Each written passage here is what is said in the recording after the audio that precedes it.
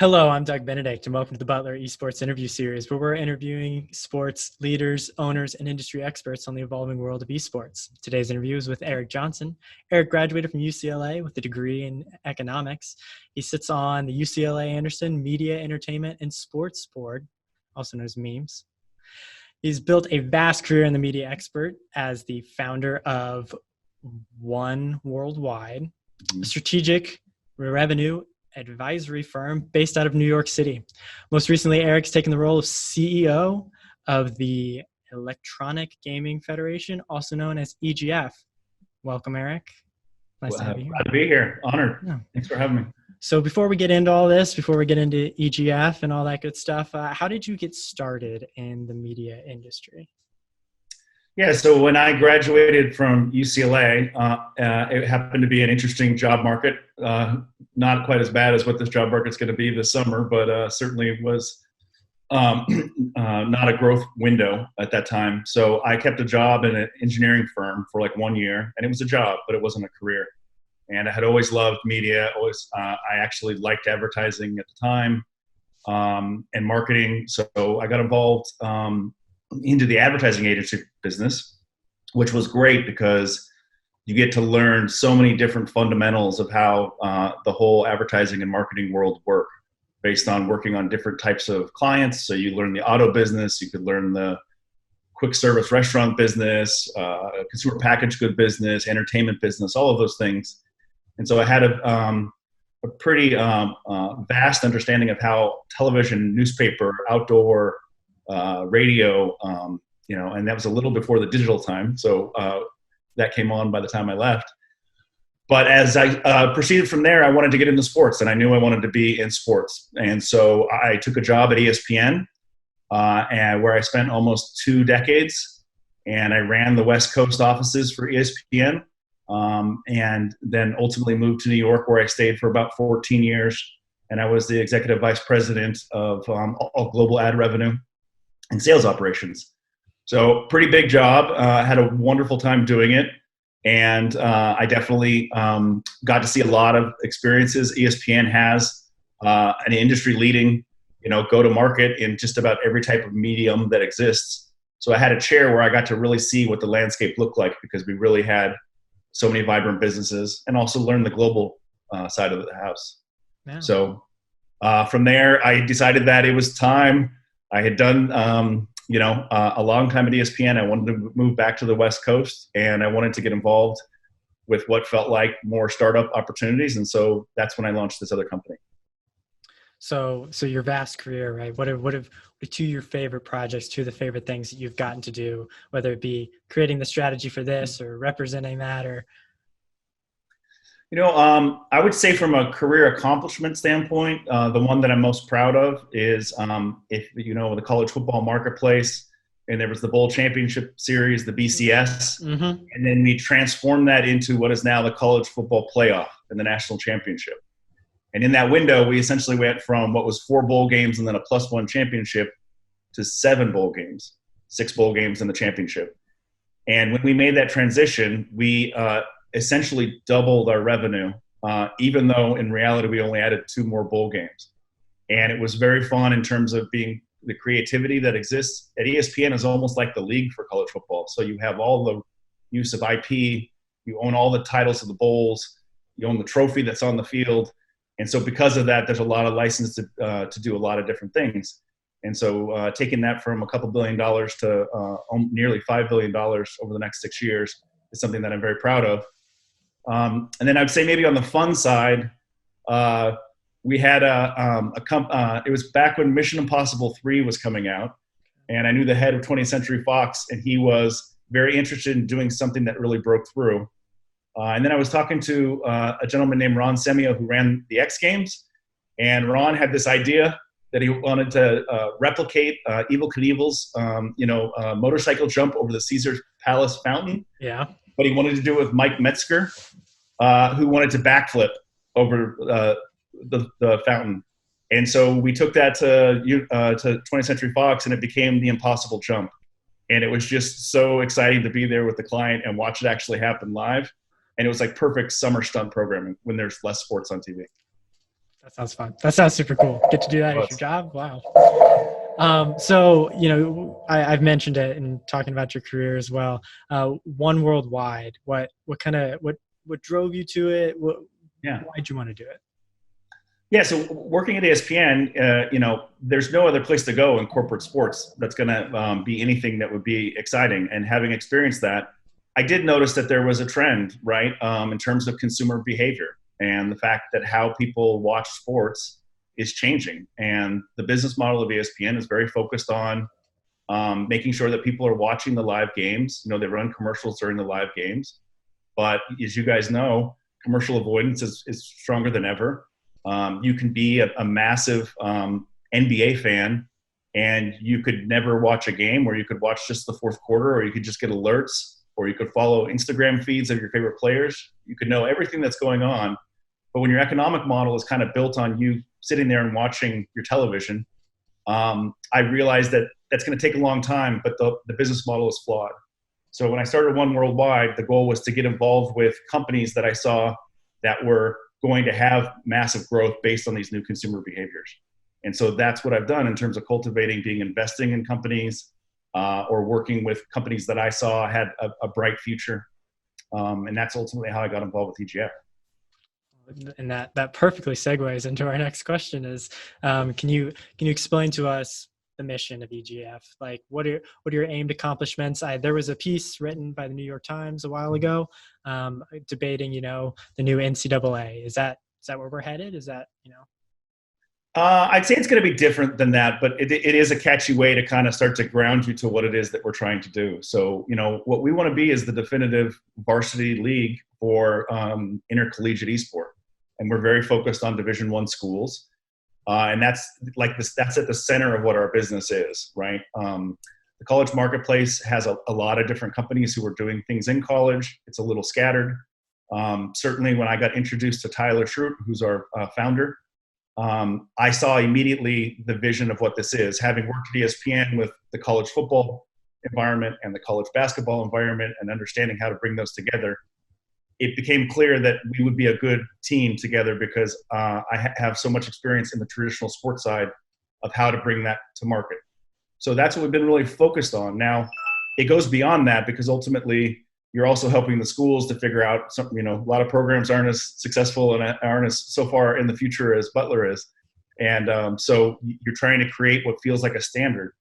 And we think at EGF, that also includes the best ability for colleges to accelerate the esport space. And that means everything from on campus to high school recruitment to college programs on the academic side, is to make sure that they're doing it collectively and together.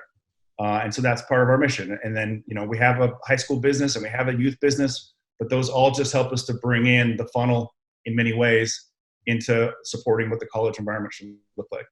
Absolutely. So you've just taken this role, or how long has it been since you've stepped up to this role now? Kind of been acting in fashion with this role since the start of the year. Okay. Say. So when it comes to like the Big East, what has your involvement been with Rocket League seasons and the rollout of the Power Series? Yeah. So when you're CEO of a small company, you wear every single hat that exists in the company. And so definitely working with Tyler and team, getting ready for the event we had in New York. It was everything from making sure that we had that stood up and structured right to negotiating venue space and things of that nature. There's, Tyler's obviously doing all the operations and doing all the production and all of those things. So my goal is to just continue to get awareness for all the great things we've done with the Big East.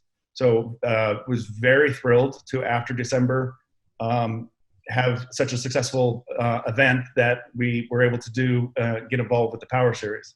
And so, again, pushing to make sure that the notoriety of that and that it's run well and that we have a good success and that teams will want to come back and participate with us in the fall, assuming that we're going to go back to school in the fall.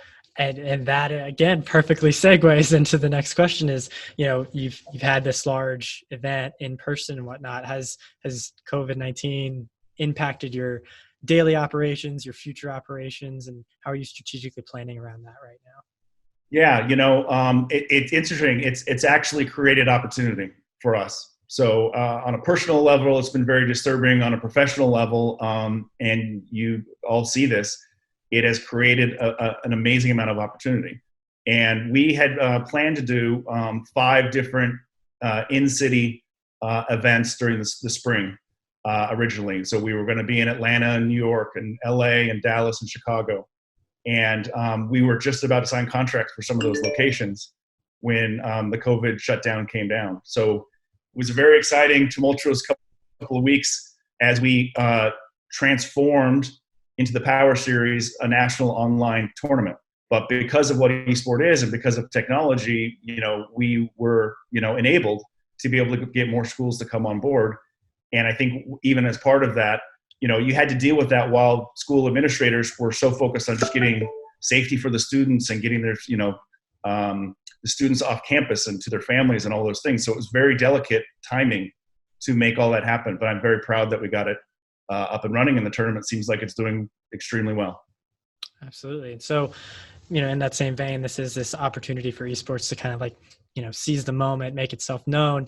Where do you see the highest revenue opportunity for esports? Obviously, the bottom line is not everyone's, immediate concern, but for a lot of universities to implement this stuff, they want to break even. But, where does that make sense? I think it's exactly part of what my mission is with working with EGF and working with the schools, to have a vibrant system. And that's just how sports works across all sports. You need to have a healthy economy for all parties that are involved. So in terms of upside for the schools, bringing them closer to the decisions and the conversations along with the students, making sure that everyone feels as though their intentions are being heard. But yes, we want to create an opportunity to grow, to bring on commercial partnership and sponsorship. Our model is to share revenues with the schools themselves, because ultimately we want the schools to be able to have money to cover programs and to invest in esports. I think it's mission critical that they have a firm seat at that table. And that's what we've done, we've been working with a lot of institutions to make sure they understand how this could fit. And obviously, for a lot of schools, esport has not been recognized by the athletic departments, has been run by an administrator or student affairs or a very successful student who has picked up the baton and run with it. And so we're trying to bring all those voices together because we think that has the best long-term health. And ultimately, our goal is to just grow esport reputation, consumption, usage, and the entire environment. And if we stay true to that, then I think we'll be successful too. When it comes to titles specifically, when you go and talk to people, is the economic opportunity of a title brought up, I suppose, when you're going to a school saying, hey, this game can provide you this, we've got this structure, but this game, you're going to have to do more legwork over here just because it isn't as established. Ultimately, our goal is to work with surveys with the students to find out what they want to play. Our goal is to play multiple titles. Right now, we've been just using Rocket League, but we've had discussions with a lot of other publishers and developers, and our goal is to be able to roll out by fall. We're going to be doing a fall season and a spring season, and then ultimately a bracket-style tournament, not too dissimilar than the Power Series, but it'll all be in a full season, almost like modeling what a college basketball season might look like. So our goal would be to have 3 to 5 different titles as part of that going into next year. I do think that you have a lot of opportunity. Obviously, Riot and Activision Blizzard and Epic, those guys have the most upside. And I think right now the question is going to be, are they developing new games that will become new opportunities and get adopted that quickly? Like, what's going to be the next Fortnite that didn't exist a number of years ago? Mm-hmm. And in 10 years, will the current titles that people are playing still be relevant? Absolutely. Good question. Yeah. I think that you bring up a great point, especially Riot just recently releasing a new game that they seek to be their competitive FPS, all that. That's right. That's right. But in that realm, before it gets there, professional gamers are picking it up and streaming on Twitch. And so we thought, when we were going to talk to you, there's this, the interesting thing going on with the NCAA right now, student athlete name, image, and likeness. And obviously, collegiate players, they stream on Twitch and these other platforms. So do you think that is going to impact these collegiate players in the future? Or is that a conversation that you all have had about what that might look like for students who start making a name for themselves? Absolutely, absolutely, and it's going to have an impact from a tangential level, because what has been a little bit of a hindrance for esport on campus is that because traditional sport didn't have the opportunity to have name, IP, and likeness, the athletic departments didn't have the opportunity politically to be able to work with the esports teams, because a lot of players have already been using that and monetizing it on their own. So I think what the NCAA decision, and I think it's still early. I think that decision, I heard about it last week, that it was going to come this week. And I think that the purpose of that is to really get them to make sure that they're not getting a lot of lawsuits between now and 2024. So I think they still have a lot of things to work out. I think that's still going to take a long time. But as you fast forward to 3 to 5 years from now you don't have that tension between the athletic departments and the academic side of how to use this and to monetize and how to make sure that that students are part of it. So I think that's going to be the biggest impact. Absolutely. So stepping away from that money scene of esports and maybe focus of like a culture and, the world being built around esports, what do you see those opportunities for universities being? Obviously, universities are creating spaces like the one that I'm sitting in for students to further their knowledge, but how does that look? How does the future look in that culture piece? I think there's a few things. One, I think just a perception, just an understanding, right? And I've certainly worked with a lot of universities that just don't, quote unquote, get it, or haven't been forced to push to try to better understand. There's still some negative stigmas that exists around. I heard one administrator who said, we have a higher dropout rate with our gaming community than we do with non. And, my point of view there was, well, are you doing enough to create a community that everyone feels that they're connected to the school and connected to each other?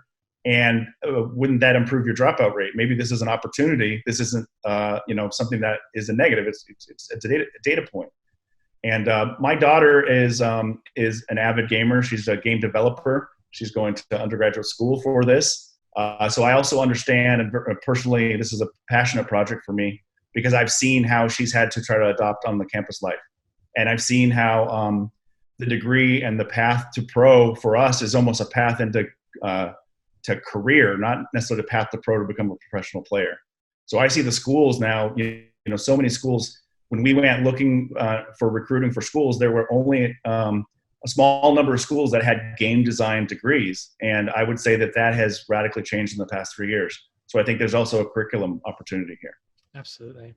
So what do you think that in your role now in your company, EGF, what do you get right about the, maybe not the professional competition, but the collegiate competition when it comes to representing it comparatively to, say, college basketball or football? Or not that we're trying to make those comparisons, but how are you carving out that, we are a legit entity? There's no question that it's a legit entity. It's the function is that you have a lot of folks who have grown up who are, more of my age, who grew up around traditional sport and maybe didn't grow up gaming as much as others. And so I think what we're trying to do is take learnings from traditional sport as part of EGF, but really taking the best practices to the esport environment, not all of them, because I think that's really important. But I don't see why esport doesn't have the opportunity to be the third most revenue generating sport on college campuses within 10 years, behind college football and behind college basketball. And so thinking of it under those terms, then we need to help bring the community. We need to create opportunities for Butler to be able to work with feeder high schools and get high school students involved in a part of the program. And you know what's going to happen in 10 years if we create an environment? What you guys are doing on campus is amazing.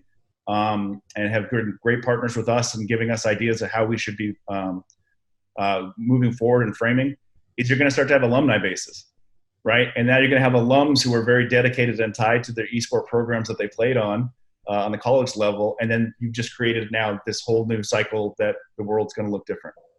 Absolutely. We're excited about that. anything we can do to help that, we're very excited about. Yeah. So EGF, if you get online and you're looking at similar organizations, TESPA and NACE, how do you distinguish yourself from those? I know some lean into policy and the rules set up more, and do you get that question? I guess is what I'm getting at. Yeah, of course. Absolutely, we get that question, and I would say just fundamentally, it's good that all these companies, like I've talked to a lot of the leaders of some of those companies, and it's like a healthy, vibrant system is what we all want. So I do think that just getting more awareness and more people playing is ultimately good. But our focus is really on Division I, and our focus is on creating what feels like a more formalized varsity level league. And that I think we spend more time with school administrators and trying to bring them in because we think keeping it distant is actually not good for the future. So that is part of our design.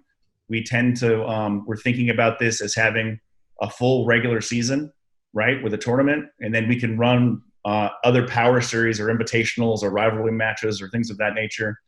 But a lot of what's being done in college right now is just small tournaments. So certainly we're doing that now with the power series, but next year we'd want to have power series being different opportunities on top of the regular season. And I think it's the way we're thinking about the market that really sets us differently from other organizations. Yeah. So that building that, do you get involved with developers? I mean, other than your daughter, obviously.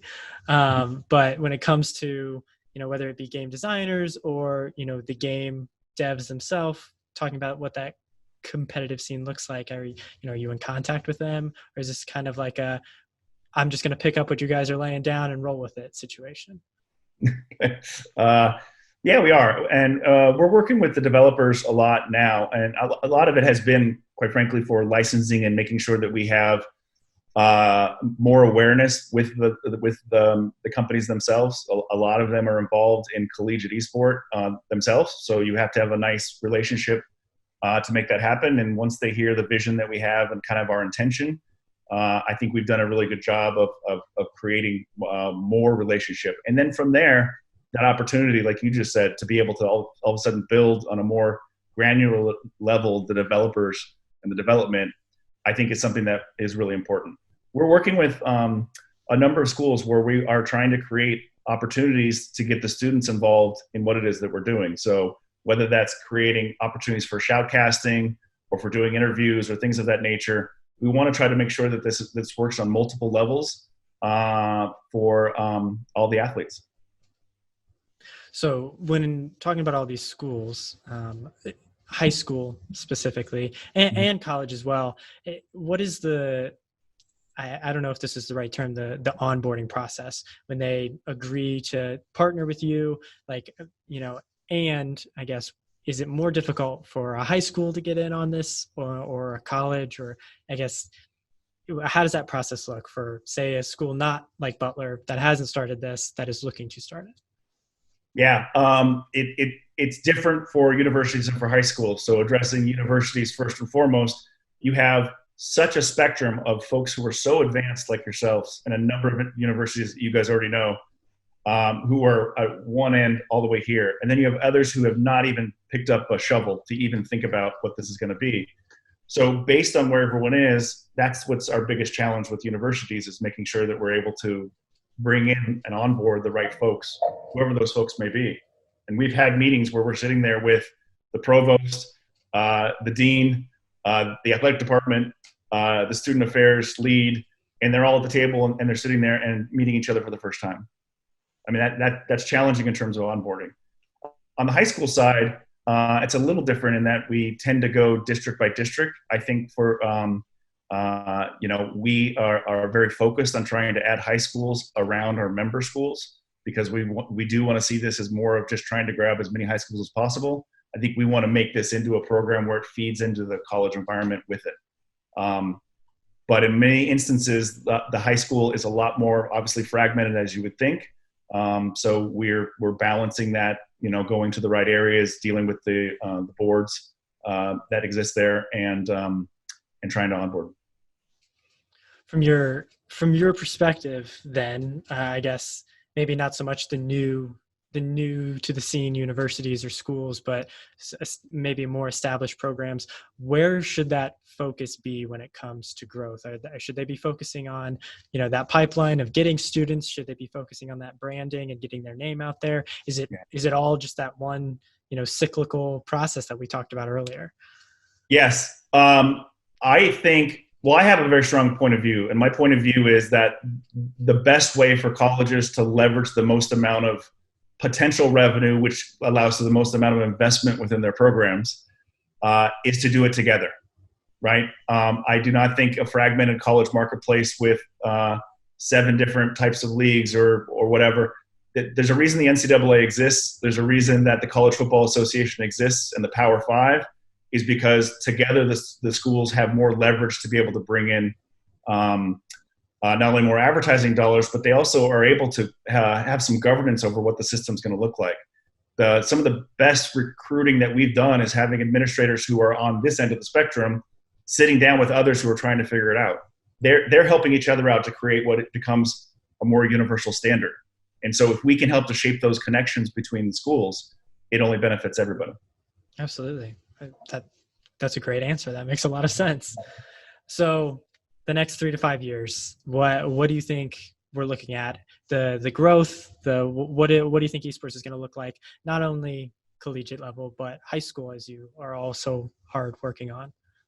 Yeah, I think one thing that has come down because of the COVID situation, and if you turn on ESPN, you see it everywhere in terms of a lot more coverage of esport filling this, void where no live sports exist. So I don't think a linear environment is the best way to consume esport. So, I don't know. It's going to be interesting to see how that plays out, but it is bringing awareness to the platform and the programs. So I do see there being some new models and opportunities in esport professionally and at the college and high school scenes as a result of that. I also think you still have a lot of marketers who are involved in esport, but they're involved in esport to a minor degree compared to how much consumption is happening, right? There's so much consumption and the marketing support hasn't lived up to where it should be. So I think that's going to actually advance a lot in 3 to 5 years.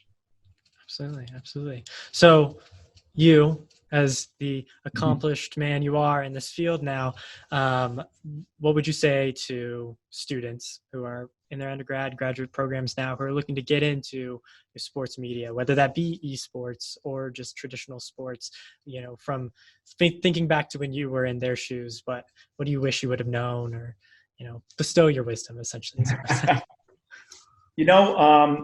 Being in sports, and having had a job that I wasn't passionate about, only take a career where you're passionate about it, and then be a student of what that industry is. There are so many resources out there right now, and sports and esports are really unique in that they are constantly changing, and they're constantly being covered through that change.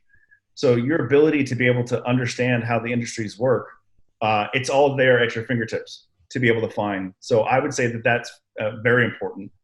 And then in the sports industry, it's also who you know. So take advantage of networking opportunities, take advantage of going to conferences and shaking people's hands, or maybe now fist bumping or elbow bumping in the future. But make yourself known if you can, and ask questions, be curious. When you have those opportunities where you're meeting people who are in the industry, listen, and people who love to be able to share their experiences. I find most every executive in the sports industry is very gracious with their time. So it's all on you to make those happen. Initiative. Absolutely. Initiative. Absolutely. So our last question, we've been asking everybody we interview, who do you think, two industry leaders, companies, people involved in this world of esports would be beneficial to bring on to give, our viewers, our students, insight into what this world is? Okay. I would say there's a gentleman at ESPN named John Lasker. He is a VP in the programming department. John and I know each other for a very, very long time. He has been in the traditional sports space and has also been one of the biggest champions for esport for ESPN. And a lot of what you're seeing happening in terms of the deals that have been cut in the last 8 weeks are because of John. I think if you want to go down the same path of how do the two connect, he would be a very good person, and he'd also be able to share with you how ESPN sees this space. Absolutely. Another one I would say, which is a little non-traditional, but it's maybe because it's interesting to me. Like I would want to hear what he said. There's a gentleman named Chad Millman, and he runs the Action Network, which is obviously covers the world of sports gambling. Like that's what they do. Mm-hmm. And so he would be interesting because he would be able to tell you what that whole gambling esport future might look like. Because as you see on the professional side, that is becoming incredibly popular and will only continue to grow exponentially over the next few years. So he might be interesting just to say, how do you see it, in terms of what the future of that looks like? Absolutely. Very different perspective there. But like I said, that was our last question. I want to say, thank you for coming on. It's fantastic having you. Stay safe. Don't get sick. As we all. Good luck staying on campus. I feel for you. I only get lonely sometimes. When it gets super quiet, that's when I get lonely. But yes. Yeah. So like I said, stay safe. Thank you so much for your recommendations, and thank you so much for your insight. Hey, thank you for having me. I really appreciate this. It's great to talk to you. Bye. My pleasure.